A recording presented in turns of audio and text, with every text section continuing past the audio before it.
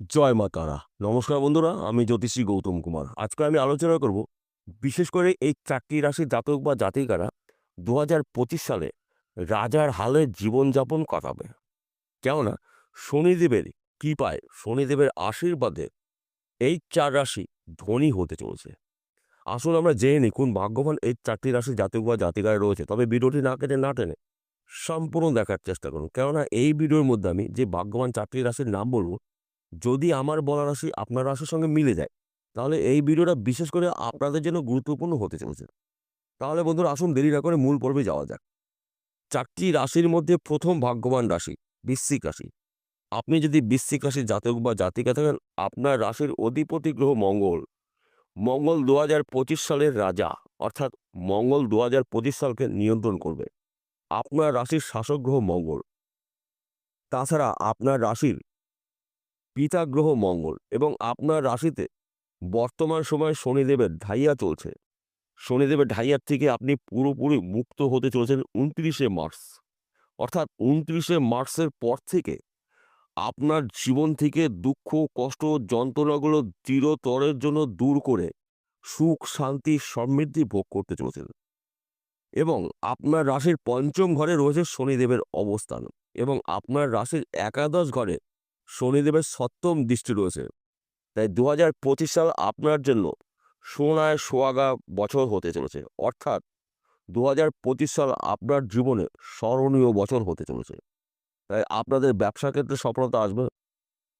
বিদেশ যাত্রা আপনার শুভ এই সময়টা। নতুন চাকরি পেতে পারে, সেই চাকরি সরকারি হতে পারে, বেসরকারি হতে পারে, ব্যক্তিবিশেষে। কিংবা যারা চাকরি করছে, চাকরির পদোন্নতি রয়েছে, প্রমোশন প্রাপ্তির যোগ রয়েছে, হঠাৎ পদোন্নতি প্রাপ্তি রয়েছে। কেননা কর্মফলদাতা শনিদেব আপনার রাশির একাদশ ঘরে সপ্তম দৃষ্টি দিয়ে রেখেছে এবং আপনার রাশির পঞ্চম ঘরে শনিদেবের গোচর রয়েছে। তাই আপনার ভাগ্যে সোনায় সোহাগা হতে চলেছে। একাধিক জায়গার থেকে লাভজনক ঘটনা আপনার জীবনে ঘটতে চলেছে।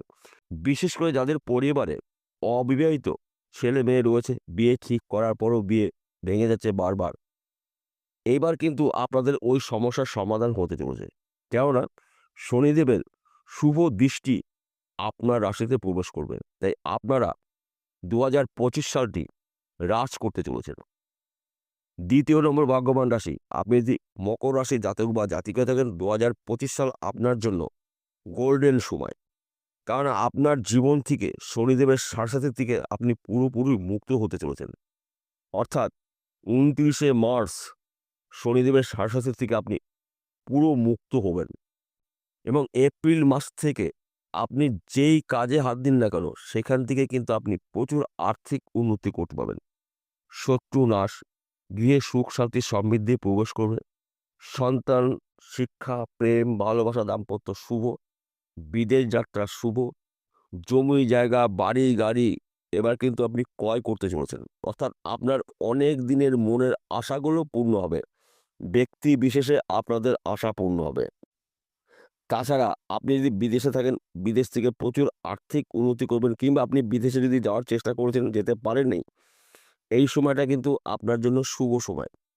কিংবা আপনি যদি ব্যবসা করেন, সেটা ছোট হতে পারে, মাঝারি হতে পারে, বড় হতে পারে, ব্যবসা পরিবর্তন হতে পারে। ব্যবসার ক্ষেত্রে আপনার প্রচুর আর্থিক উন্নতি করবেন। কিংবা আপনি হয়তো চাকরি করছেন, চাকরির ক্ষেত্রে আপনার সমস্যা রয়েছে, সমস্যার সমাধান হবে। আপনার চাকরির ক্ষেত্রে পদোন্নতি রয়েছে, প্রমোশন প্রাপ্তি রয়েছে, মনের মতো জায়গায় পোস্টিং হতে পারে। শনিদেবের কৃপায়, শনিদেবের আশীর্বাদে আপনার জীবন সুখ শান্তি সমৃদ্ধিতে ভরে যাবে। ২০২৫ সালটি আপনার জন্য শুভ বছর। আপনি যদি কর্কট রাশির জাতক বা জাতিকা থাকেন, আপনার শত্রু নাশ, গৃহে সুখ শান্তি সমৃদ্ধি প্রবেশ করবে। সন্তান, শিক্ষা, প্রেম, ভালোবাসা, দাম্পত্য শুভ। বিদেশ যাত্রা শুভ। কিংবা আপনি যদি চাকরির জন্য প্রচেষ্টা করেছিলেন, চাকরির ভালো খবর পেতে পারেন ২০২৫ সালে। কিংবা হয়তো আপনি চাকরি করছেন, চাকরির ক্ষেত্রে সমস্যা থেকে থাকে, সমস্যা মিটে যাবে এবং মনের মতন জায়গায় পোস্টিং হতে পারে। তাই আপনাদের ২০২৫ সালটা কিন্তু শনিদেবের আশীর্বাদের বছর।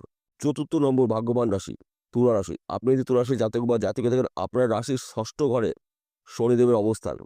অর্থাৎ আপনাকে এক কথাতে বলা যেতে পারে ২০২৫ সালে বিলাসবহুল জীবনযাপন করতে চলেছেন।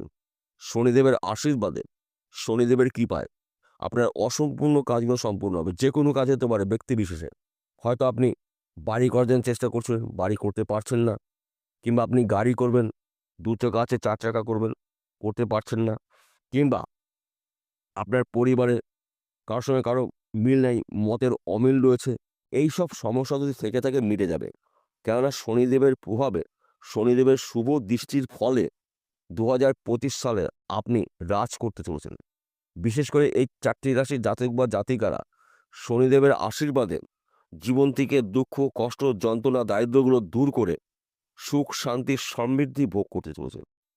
কেননা শনিদেব আপনাদের যা কিছু নিয়েছিল তার কয়েক গুণ আপনাকে রিটার্ন করবে।